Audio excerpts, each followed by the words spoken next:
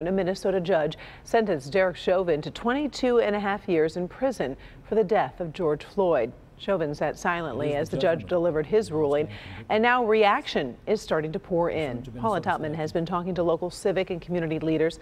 Paula, what are they saying to you today?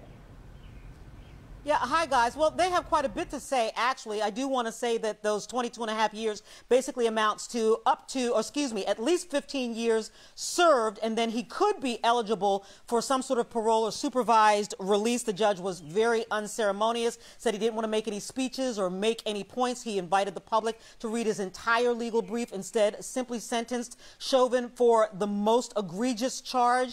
But this has been more than just about a sentence for one man, certainly locally and nationally. This is about holding police accountable for the killings of unarmed black people and minorities, and certainly a lot of our religious leaders, local leaders, community leaders.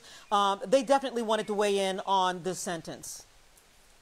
I think when the judge says that there's an abuse of power and trust and position, he let that be known not only for those police officers, but police officers across the country, that these kinds of things will not be tolerated. And that's important for him to say that, because we know that officers have gotten away with not necessarily murder, but in some instances they have.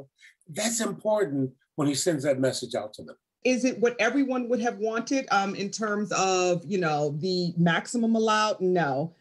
Do I think it holds a police officer accountable for the death of George Floyd in a way that we have not routinely seen in this country? I do. I think there was a lot of fear, even after his conviction, that somehow, some way, he was going to still escape real punishment for his crime. And today we saw that he did not. I was so worried it was going to be less than that. I think we're at a place where our country can begin to really reckon with institutional and systemic issues of race. And I worry each time this happens that we are not going to do that we're not going to do the right thing. And Mr. Floyd's murder needs to be a point of reckoning for all of us. Quite frankly, 22.5 years is a long time, but it's not long enough. I thought that the judge was quite lenient.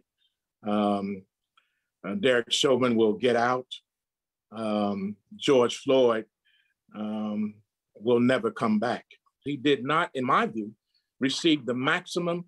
He should have at least received the 30 years or life, and he did not. I'm glad the sentence is what it was. Yes, it should have been more, but it also could have been less. And over the years, I've seen many times when police get a slap on the wrist for heinous, actions with people.